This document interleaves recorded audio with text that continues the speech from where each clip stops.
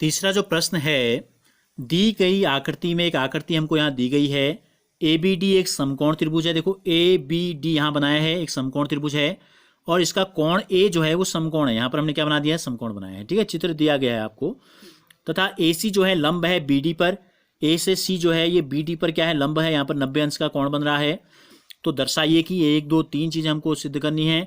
ऐसा ही एक मिलता जुलता सवाल हमने कल किया था, दूसरा जो प्रश्न था। आज हम फिर प्रयास करते हैं इसको हल करने का।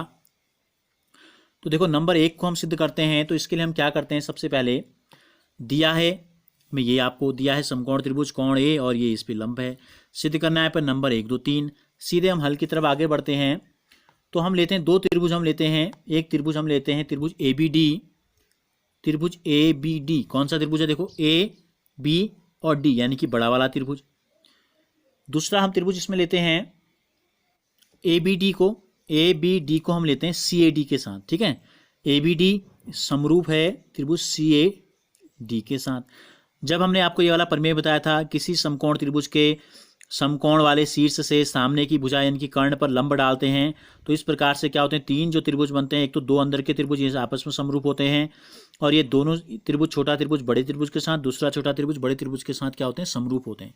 तो इन तीनों को हम यहाँ लिख देते हैं पहले। ठीक है, एक तो A B D C A D के साथ समरूप था, कॉमा लगाते हैं। दूसरा कौन सा त्रिभुज है हमारा, त्रिभुज ए बी सी जो है ये समरूप है आपका डी बी ए के साथ। ठीक है, ए बी सी ये वाला छोटा त्रिभुज हमने लिया ए बी सी, ये समरूप है डी ए बी के साथ, डी ए बी यानी कि बड़े वाले त्रिभुज के साथ। ठीक है, और ये भी हमने क्या लिए, ए बी डी, ये भी बड़े के साथ लिया। अब दोनों छोटे ले लेते हैं। तीसरा जो समरूप है वो है हमारा A B C D A सी के साथ। ए बी सी छोटा वाला और डी ए सी छोटा वाला। त्रिभुज ए बी सी समरूप है त्रिभुज डी ए सी के द्वारा। ठीक है, और ये क्यों कहते हैं, इसके लिए एक प्रमेय मैंने आपको बताया है, प्रमेय 6.7। उसका जो लिंक है देखो ऊपर आई बटन जो है उस पर मैंने डाल दिया है। आप उसको, अगर आपको नहीं आता है तो उस वीडियो को आप पहले आराम से देख लीजिए। तो क्या होता है, जब एक समकोण वाले शीर्ष से हम लंब डालते हैं तो 3 त्रिभुज क्या होते हैं, आपस में सर्वांगसम होते हैं। तो हमें क्या करना है, इन दोनों से, इन दोनों से और इन दोनों से उपरोक्त जो 3 निष्कर्ष हमको निकालने वो आसानी से निकाले जा सकते हैं।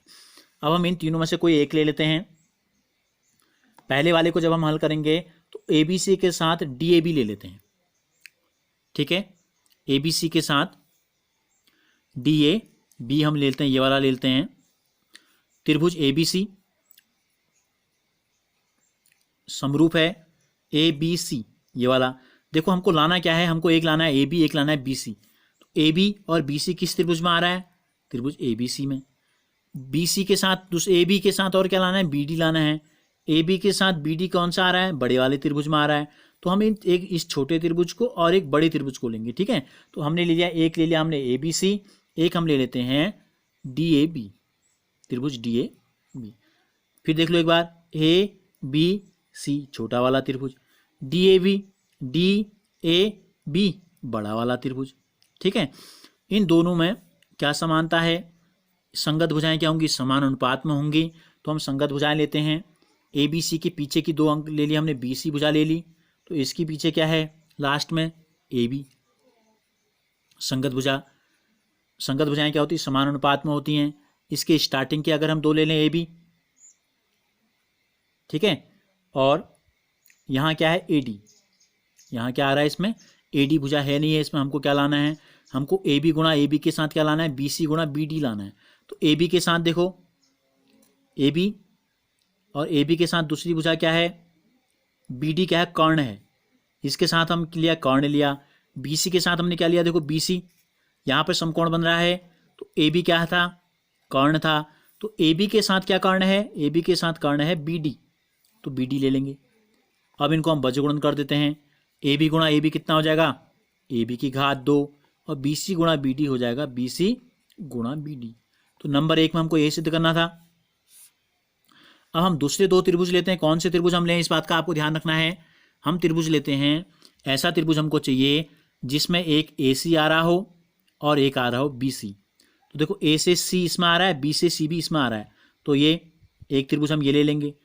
दूसरी भुजा हमको चाहिए AC के साथ DC, AC और DC ये दो छोटे त्रिभुजों में आ रहा है, ठीक है। तो इनको किस प्रकार से हम लिखें, देखो हम लिखते हैं, इसका नाम लिखते हैं, माना ABC लिया हमने लिया त्रिभुज ABC, समरूप है। कहाँ से शुरू किया हमने, A से, AB कर्ण हमने लिया, C और इसका कर्ण है D से शुरू करें या A से शुरू करें, ठीक है। D और लंब बन रहा है C पे और A ले लेंगे। तो इसमें हमें लाना क्या है, AC। AC क्या है, इसका एक लंब है, इसका AC, ठीक है। और इसका लंब क्या है, इसका लंब हमने एक त्रिभुज का हमने ले लिया लंब AC और दूसरे का लंब क्या है AD, ठीक है। या BC है, BC भी है, ठीक है। इसमें हमने AC ले लिया तो इसमें BC ले लेते हैं, दोनों के लंब हमने बट्टे में कर लिए। अब इसका DC, दूसरी लंब वाली भुजा, देखो समकोण बनाने वाली दो भुजाएं हमने ले ली। इस त्रिभुज में हमने AC लिया तो इसमें हमने ले लिया BC, ठीक है। अब इस त्रिभुज में हम ले रहे हैं DC, ये वाली भुजा, तो इसमें क्या बची, दूसरी BC बच गई, बट्टे BC कर लेते हैं, बज गुणन कर लेंगे तो ये हो जाएगा। अच्छा AC इसमें भी हम ले सकते हैं, ठीक है। AC दोनों में कॉमन है तो AC यहाँ ले लेंगे, तब AC गुणा AC आ जाएगा, AC गुणा AC आ जाएगा, AC की घात 2 और बच जाएगा BC गुणा DC। तो दूसरा निष्कर्ष हमारा आ गया। नंबर 3 में हम ले लेते हैं तीसरे दो त्रिभुज ले लेते हैं। कौन से हमको लेना है, इस बात का ध्यान रखना है। देखो एक AD के साथ BD हमको चाहिए। AD किस में है, बड़े त्रिभुज में है, BD भी बड़े वाले त्रिभुज में है। तो हम लेते हैं त्रिभुज ABD समरूप है। दूसरे त्रिभुज में हमको एक AD चाहिए, एक CD चाहिए। AD कहाँ है, AD इसमें है, CD इसमें है, ठीक है। AD और हमको चाहिए CD।